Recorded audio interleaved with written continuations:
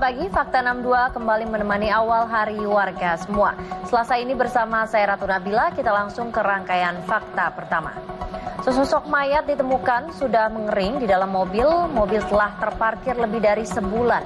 Jasad di jok tengah ini diduga merupakan seorang notaris yang dilaporkan hilang. Mantan istri dilamar lelaki lain, mantan suami robohkan dan hancurkan rumah yang sebelumnya mereka tinggali. Pelaku tak rela mantan istrinya tinggal di rumah yang dibangun bersama selama pernikahan mereka. Mirisnya masih banyak terjadi aksi bully atau perundungan remaja yang malah jadi tontonan bahkan direkam dan disebarkan. Seperti peristiwa berikut ini disebut remaja yang berduel bukan warga sekitar, identitasnya masih ditelusuri. Seorang pria Parubaya mengamuk dan menganiaya petugas damkar yang sedang berjaga di posnya. Penganiayaan berawal pelaku tak terima ditegur petugas saat nongkrong-nongkrong dan ngopi di pos damkar. Berikutnya terhitung nekat seorang pria beli motor pakai uang mainan. Modusnya pura-pura test drive dulu dengan tunjukkan bergepok-gepok uang di tas dan berikan DP agar penjualnya percaya. Pergok mencuri di toko perabot rumah tangga, seorang perempuan malah beraksi yang jauh dari perkiraan. Di hadapan karyawan toko, pelaku membuka celana dan menunjukkan kelaminnya. Seorang balita terlindas mobil MBG. Simak fakta juga pembelaan pihak SPPG di Fakta 62 usai jeda berikut.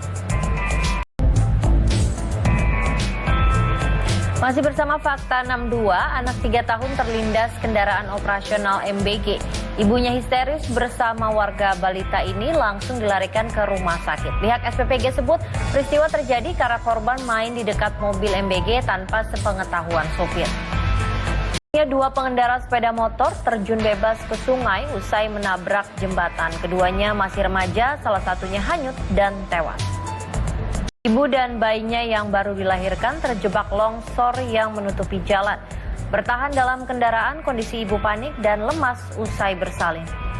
Kembali ke fakta selanjutnya, ribuan warga Maluku Utara memilih bertahan di tenda. Di antara alasannya warga masih trauma dan khawatir sebab gempa susulan pun masih terus terjadi. Kita diduga pelaku penipuan berkedok sembako murah dengan sasaran ibu-ibu rumah tangga ditangkap. Nantikan selengkapnya fakta ini sesaat lagi, tetaplah bersama kami. Kembali bersama Fakta 62, wanita pelaku penipuan berkedok sembako murah ditangkap. Uang hasil menipu disebut sudah habis dipakai. Penipuan ini menyasar ibu-ibu dari belasan korban yang sudah melapor saja total kerugian mencapai 1,5 miliar rupiah. Resah dengan peredaran narkoba, ratusan warga geruduk rumah terduga bandar narkoba. Rumah bandar dilempar, juga kendaraannya dibakar. Warga beraksi disebut karena selama ini sudah melapor dan menyampaikan keresahannya namun tidak ada tindak lanjut. Sambil acungkan golok, seorang lelaki mengamuk dan mengintimidasi minta japrem alias jatah preman ke pos jaga area wisata.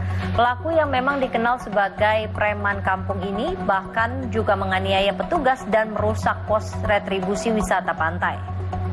Faktanya masih ada saja warga yang tak tahu malu ataupun tak punya malu membuang sampah sembarangan seenaknya. Seperti apa dan seperti apa petugas akhirnya menggadang mereka? Faktanya kami hadirkan usai jeda. Warga semua tetap bersama Fakta 62.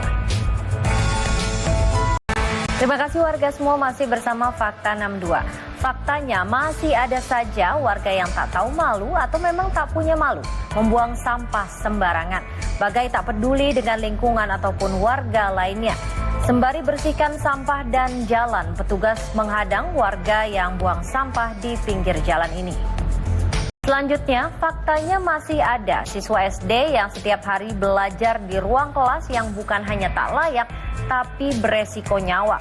Berikut diantaranya, potret keseharian siswa belajar di sekolah bobrok nyaris ambruk. Fakta tadi sekaligus menutup kebersamaan kita pagi hari ini. Warga semua selamat beraktivitas, selalu semangat, terus sehat. Terima kasih dan sampai jumpa.